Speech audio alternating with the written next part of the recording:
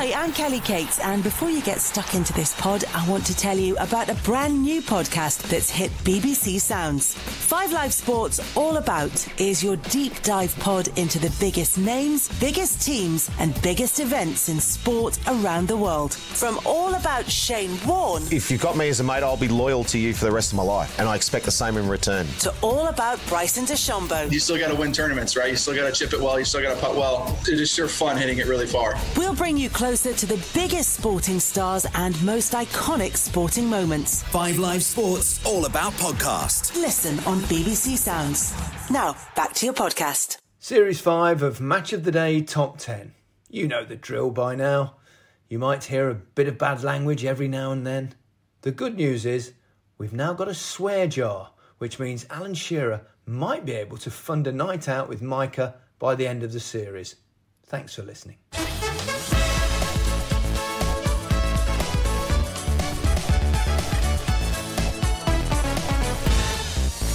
In nearly 30 years of the Premier League, stars from around the world have lit up English football. Strikers, wingers, midfielders, defenders, keepers. But what about the true magic men, the ballers? This time on Match of the Day Top 10, we look at the players the streets will never forget. The tricks, the flicks, the silky skills, Alan Shearer and Micah Richards had none of those. But they're here anyway to decide the best. I suppose in our day, Alan, they'd have had the tag of luxury players. I don't know, how would you describe a baller? It's a modern name, isn't it? You know, the streets will never forget. What did I teach you, Gary? What is it? Stirring. Sauce! It's all about the sauce! Exactly! I've been telling you. But that sauce has always been a thing. Yeah, but it's not. Yeah, but it's become got to sprinkle the sauce on now. We should have changed this, not ballers, and called it the sauce. The sauce. Yeah, call it the sauce. The sauce. Yeah, so... Not your tricksters back in the day. Now it's all about now they all saucy. Now they've all got a bit of that technique, haven't they? Do you know what I mean? And all this. Yeah, that's what they've gone to, isn't it, with the kids in terms of the technique, which is great. Which is great. But in the English game, in certainly in our time, that was more of a rarity, wasn't it? You know, you used to get. In fact, they used to call them Mavericks. Maverick. Didn't they? Call them Maverick. You know, you go like Frank Worthington or Rodney Marsh or Tony Curry. Hudson, people like that. Anyone that was a degree of skill but perhaps didn't run around and get stuck in and kick people, they were regarded as, you know, mavericks or luxury players, and hardly ever got a game in international football. That's changed, hasn't it? Well, just a bit. That's why we're calling it ballers, is it? Ballers. Saucy. Saucy ballers. Saucy ballers. Saucy ballers. So what's a baller for you? A baller, for me, is someone who takes risks, you know, don't play it safe. Like, that's why I love Grealish so much. And, I've never said before. Hang on, what was that? 48 seconds or something, was it? To mention Grealish. There's Sancho, there's Pogba, people who don't play safe, you know, not afraid to give the ball away. And I think now with social media, it's so hard, you know, because if you give the ball away, everyone's on, he's giving the ball away, but they don't care. They just keep doing it and doing it and doing it. Yeah, because they try things. Exactly. Well, that's what makes them stand out. It's easy to just take the sideways option. I think there was a spell when Trent Alexander-Arnold had a few people saying, he gives the ball away a lot. Well, he's trying unbelievable passes and brilliant crosses, so that's possibly why, rather than just knocking it 5 yards sideways, like, you know, I don't want to mention any names, but... I was just thinking of, you know, a few midfield players off the top, you know, people like Jorginho or... Thiago, players like that, brilliant players, but different kind of players. Keep possession, good stats, but do they ultimately... Don't make the killer pass. Are they going to lift a game? Yeah. So, do you want to hear the top 10 that we've been given? Yes, please. Here it is. And here is our... It's a good one. List of Premier League ballers in no particular order. Cristiano Ronaldo. Is a goal scorer these days, of course, but when he arrived at Manchester United, he had more tricks than David Copperfield. Eden Hazard, 7 years at Chelsea, added the magic ingredient for Chelsea's success. Going back in time, Georgie King-Clancy. Yes. Remember him? Yes? I've seen videos. Yeah, OK. I've seen videos. He was a dribbling wizard for Manchester City, so you should know. It was one of the many teams you've sported in the days before the big bucks arrived. Goals, skills, tricks. Gianfranco Zola, gorgeous footballer. Had it all. Pure class for Chelsea. The term baller might have been invented for JJ Okocha. Mere mention of his name brings tears to the eyes of Bolton fans everywhere. And probably Sam Allardyce as well. Teesside had never seen anything like it when the little Brazilian, Juninho, turned up at Middlesbrough. They loved him so much they re-signed him twice. He might now have played twice as many games for Real Madrid, but Luka Modric remains a Spurs legend. He likes an outside of the foot pass. Matt Le Tissier, the man with a showreel Spielberg would be proud of. His heyday might have strictly been pre-Premier League, but he's Paul Gascoigne, so he has to be on the list. And finally, in our list of ballers, he left under a cloud, but West Ham fans will never forget the magic of Dimitri Payet. So who do you think should have perhaps made that top 10 list? Joe Cole. Joe Cole should have been in there. I can't believe he's not in there. He had all the sorts, right foot, left foot, step-overs. Yeah. The only problem with Joe Cole is because he had Lampard and Gerrard, he didn't get to play in his proper position. For England, he was just playing out on the left, when really he was a number 10. I might sneak Pogba in there, you know. Pogba. Oh, Pog. Good at it. He's very good, by the way. Yes. I mean, tricks and flicks. But on the ball, he's so graceful and he beats people. Who makes this and list? He's passing. Not us, that's for sure. Just keep the criticism away from us. We describe them as various commentators. Okay. So that means anybody. Anyway, I mean, in this category, we'll think of loads as we go along. And don't forget, at home, you can just choose your own. You don't have to whine about our selections. It doesn't matter. It's just a bit of fun. Alan, give me your 10 to 6, please. 10 to 6, I've gone Payet in number 10, Dimitri Payet. Number 9, Georgie Kinkladze. Yep. Number 8, JJ Okocha. Yep. Number 7, Juninho. Yep. And I've gone number 6, Eden Hazard. Micah is really currently thinking he's changing his list around. I'll change it. Kinkladze in number 10. Yeah. Modric, number 9. Yeah. Payet, number 8. Yep. Jorginho, number 7. What about Jorginho's Juninho? not in the list. Juninho. Josh, you're not to get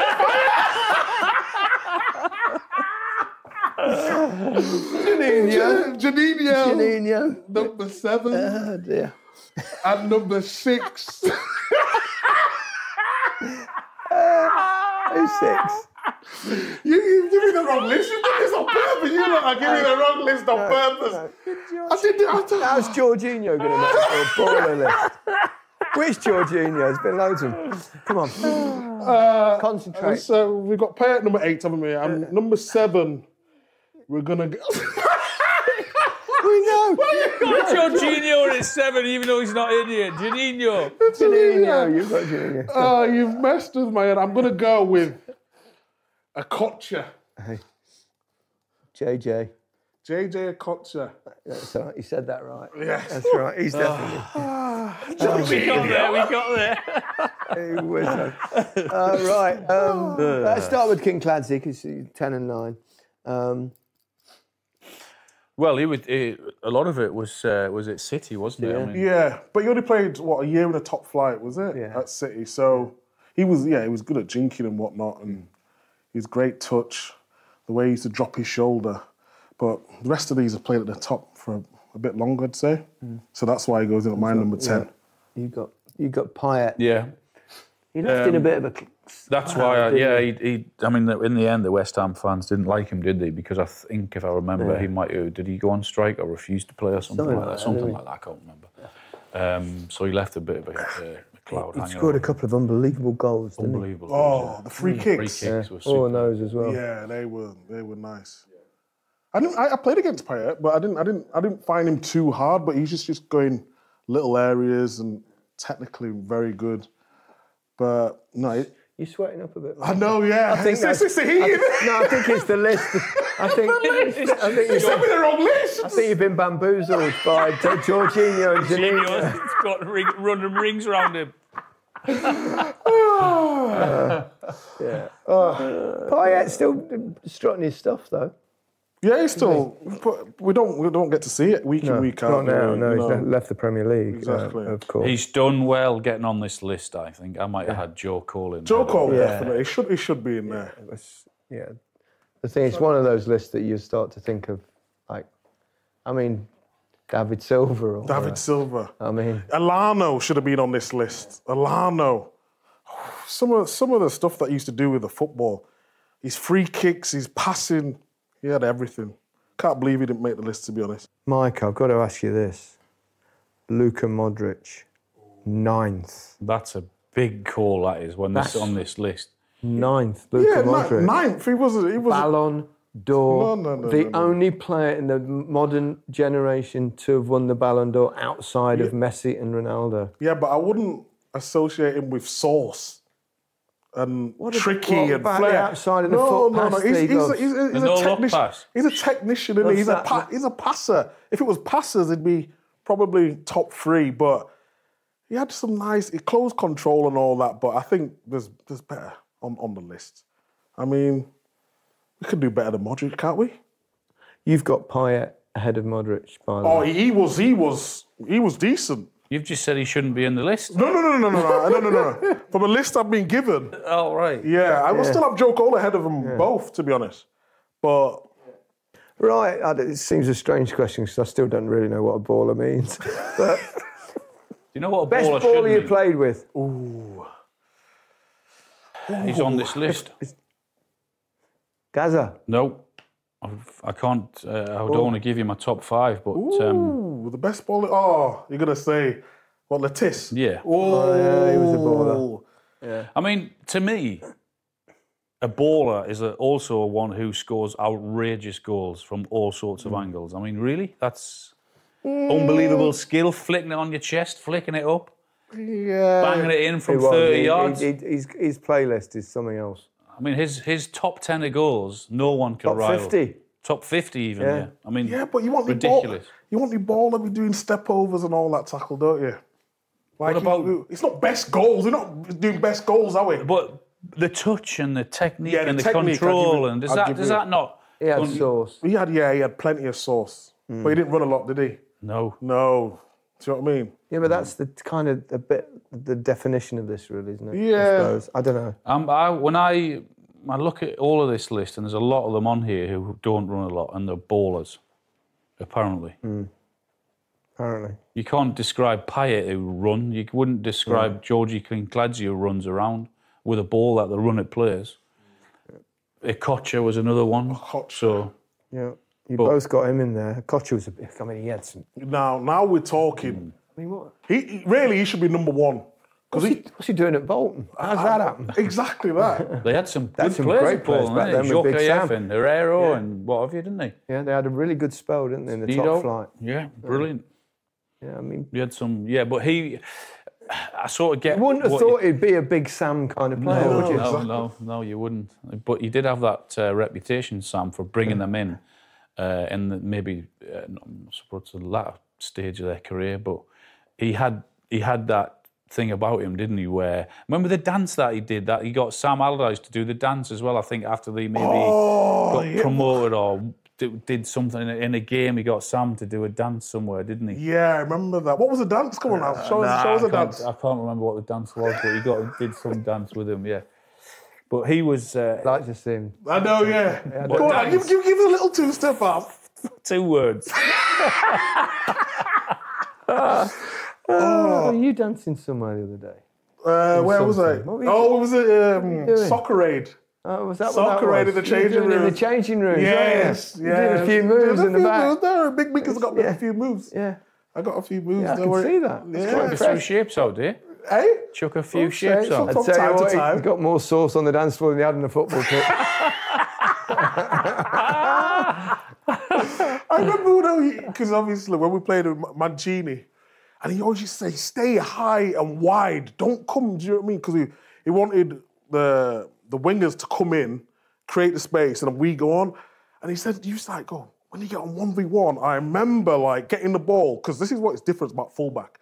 When you get in the ball, you're going forward as a fullback. You want 1 or 2 touches, touch cross or first time across. But I was so wide getting the ball. I remember like trying to do a trick and just falling over my feet. And I remember Mancini just looking at me, disgusted afterwards. What are you doing? What? Have you not got no moves? I was like, I was a centre half before you was coming. Does it disappoint you a little bit that you had such a lack of sauce on the pitch? Can someone get the video of that, please, of Micah falling over? I happened a lot. Because I can tell you, I was exactly the same. If I tried a trick to beat someone, God. it's useless. I had one trick, worst. and that was knock it and run. Yeah. You had the best trick in the book, you did. Yeah, that was... Same Best trick trick, you had. yeah. Knock One a ball trick in the back pony. of the net, one trick pony. We had the 3 sauceless players I could have asked. That's why we're just lagging away through this. Oh, dear. Right. Juninho, diminutive, Yeah. but super silky. Close control, wasn't he? When running at players, plenty of players try to knock him off balance. And I think that's when you go through all of this list, I would guess all of them have got great balance. And that's the one thing that Juninho was brilliant at, is running at the ball and his balance and technique and all of that. It was just a shame he had to do it at Middlesbrough. Yeah. Why have you got Hazard in your bottom half of your... This is what I didn't need to understand. Have you seen the top half? No, give me it. My top half? 5, Gaza. Oh, it's low down. 5. Look who's in the top. I know, I'm sorry, but when it comes This to is ridiculous. balls, I mean, go on anyway. Go on. 4, Modric. Modric, yeah. 3, Zola. Yeah. 2, Matt Letizia. Lettuce, yeah. And there's only one baller. Yeah, Ronaldo. Ronaldo. It's got to be Ronaldo, I suppose. Yeah. Go on. As I changed my order, right? Changing it. My head scrambled. I seen him like that. He was right away. I might change him. Number 5, Jorginho. I've been stitched up here. Really have. All right, I'm going... Number 5, I'm going Zola. Zola. Then Lettuce. Yeah. Then I'm going to go Gaza. Gaza. And then I'm going to go Hazard. Yeah. And then Ronaldo. Who did you have at number 1, really? Okocha. You never did.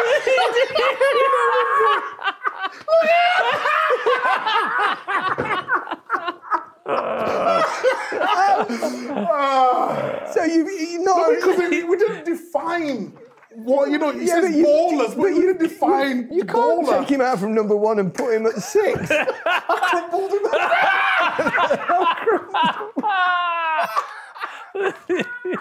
Has anyone got... Can we have some more cloths for Micah's brow, please? This is carnage. This is complete carnage. So you had Okocha ahead of Ronaldo. Okay. You've been drinking last night. That's funny. Right. You have to have Ronaldo as number 1. I mean... Yeah. Well, we'll come to number 1. We'll talk down the list a little bit.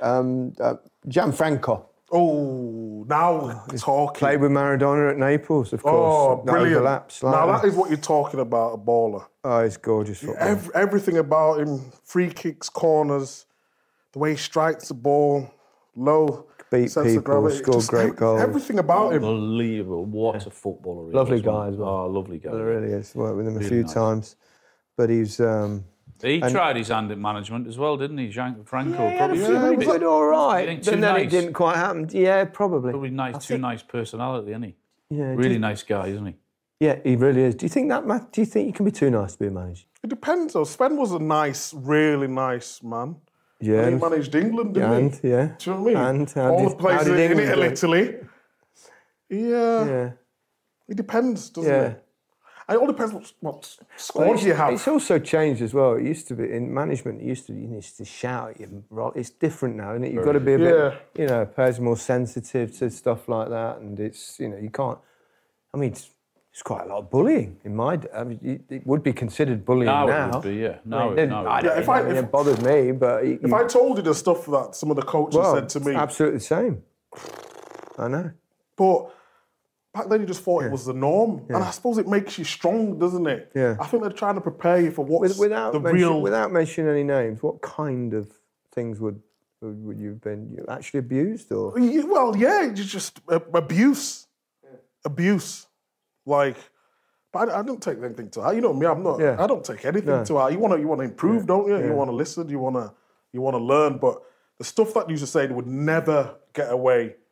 No. Even like the jokes that they used to say. Yeah. You know what I mean? Yeah. But are you talking about a racist side of no, things?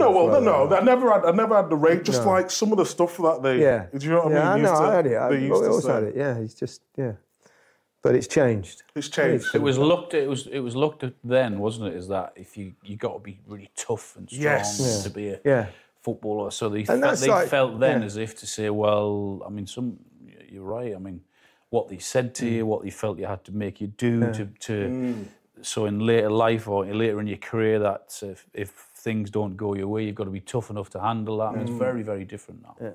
Very different now. Do you think it's better now for that, isn't it? Oh, yeah. It really should. Of course. Lawsuits left, right and centre, wouldn't there? Because if you weren't a really strong personality, you could fold, couldn't you? In the football environment. I think now there's a really, really fine balance between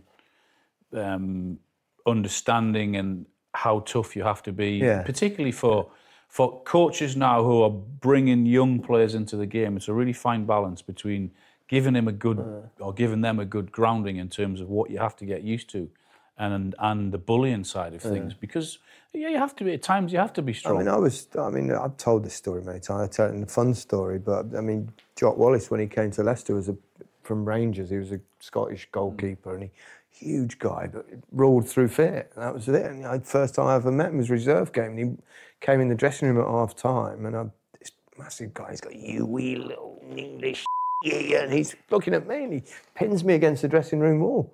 Literally pins me, picks me up by the scruff of the neck. I mean, I'd scored 2 goals as well. We were winning at half time, but it was terrifying. And then the next morning, he got me into the office and he said, my office, 9 o'clock in the morning. I thought he was going to kick me out. So I was out of the club, sat me down. He said, "You were magnificent last night." And it was his way of trying to keep my feet on the floor and all this. But you couldn't do that now. Yeah. And he was a great guy. He taught me so much. Do you think that helped you anyway or not?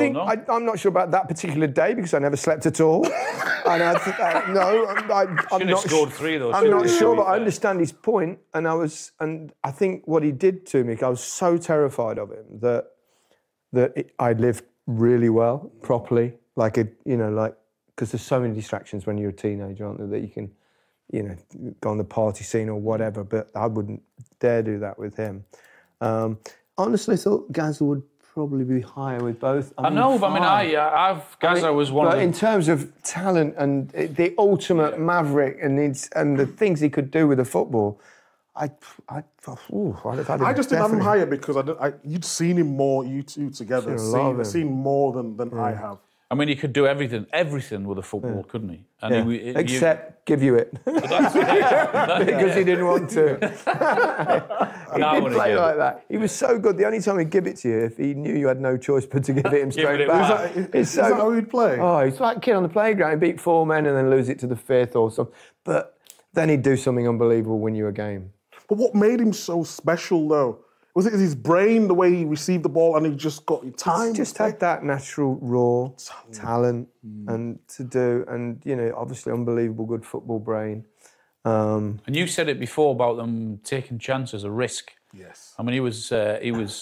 He took risks on and off the pitch. On and off the pitch, yeah, plenty off it as well as on. But he was amazing. But what a footballer! Talent, incredible. Yeah, raw talent, natural talent. Yeah, he was one of these that he didn't have to work at it. He just had it. Just was there, wasn't he? Yeah. I mean, he's kind of the quintessential maverick. If you talk about, they were described in the period when I grew up watching Rodney Marsh and Hudson and all those, and you thought, they're really good players, but they never really got respected because they weren't seen to be working, whereas the game's moved on. But Gazza was that kind of player. I wonder how he'd have fitted in back then. What made a Gazza any time, any day. Oh my God. He was funny. Well, I've got him at 5. I know you have. I know. You look at the other players who have put 4-3, 2 and 1. Then I think you might understand. Once had a night out with Gazza, right? There's a few of the Spurs players, and we went for dinner. And then Gazza wanted to go to a nightclub. Can't remember where it was. Somewhere in Piccadilly Way, I think.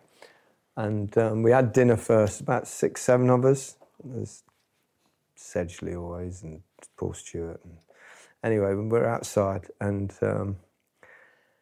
we can't get a cab. It's like really big, and this big double-decker bus comes up. So Gazza goes, "Let's get the bus." I said, "We're not getting the bus." I said, "We don't know where it's going, even though the bus." Let's get the bus. So come on. We say, "All right, here we go." So they all run on the bus, don't they? And I'm last on. Nobody's paid. So I said, how much do I owe you?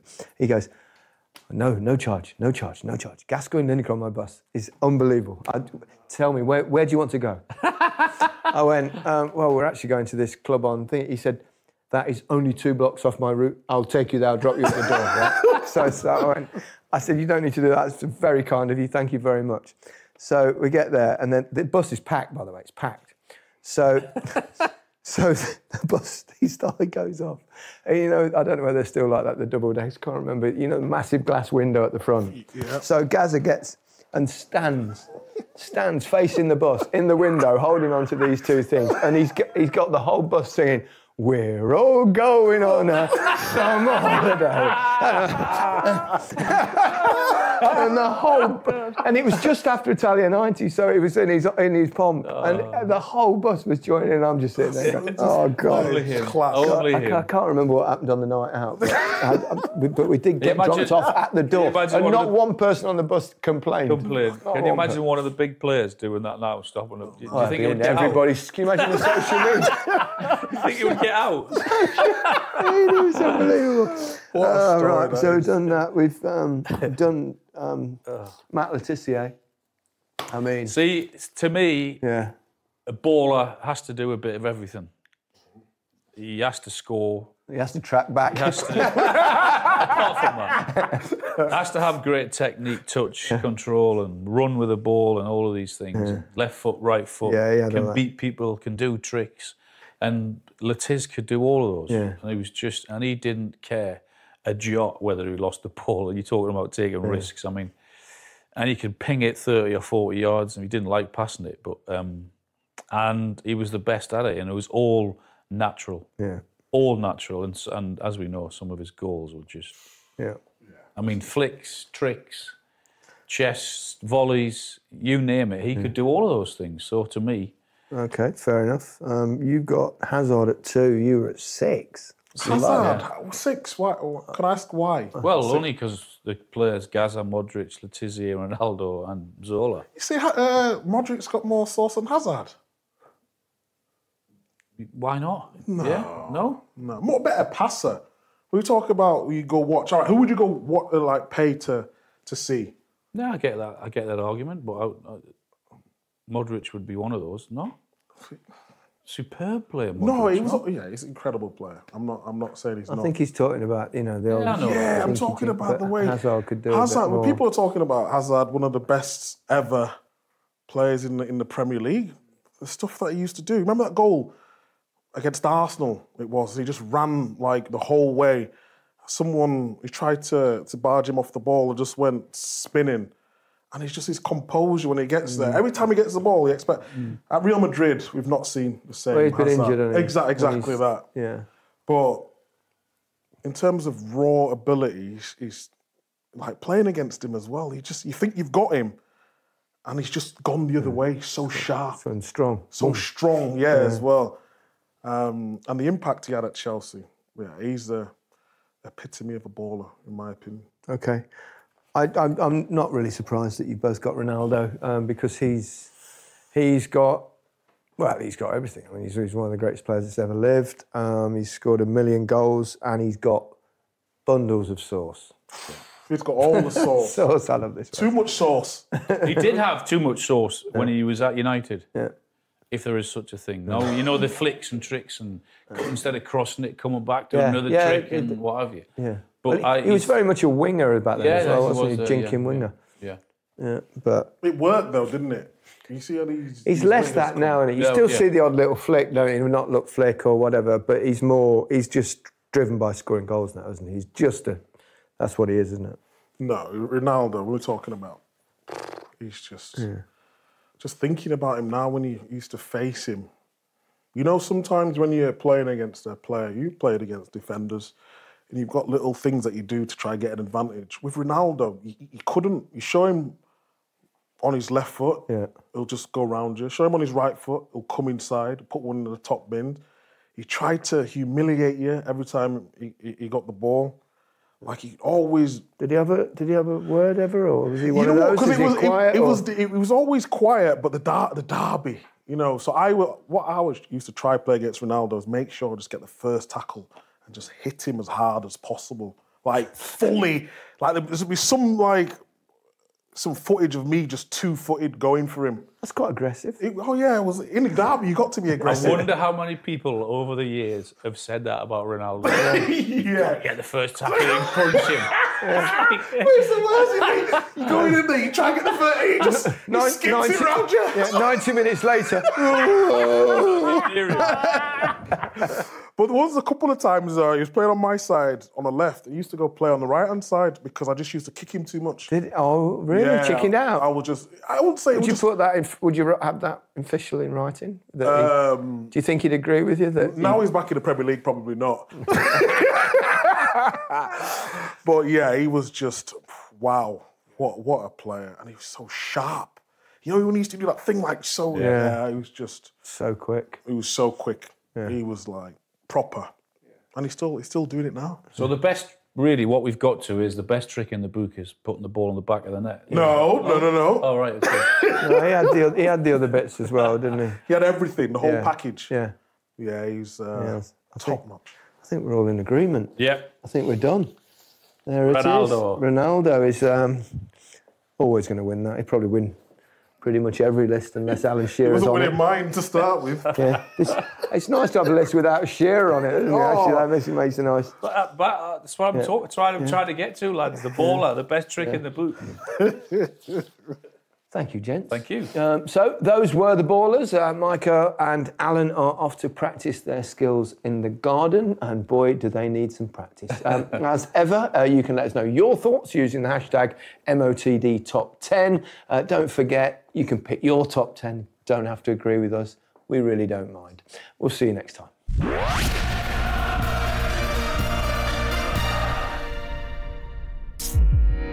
Hello, I'm Tony Bellew and I am angry. A number of people have come to me over the years asking me to do podcasts, and I've never really been interested in it, but I got approached and the BBC said, what about a podcast about anger? I've always been interested in finding out what makes other people tick, how do they use anger. I have the frustration type of anger, like you just saw then, every day. Rio Ferdinand come round and he's walked in the house and he's looking at every door, just a big fist through every door. I remember just sat after thinking, what am I doing? Tony Bellew is angry. Listen on BBC Sounds.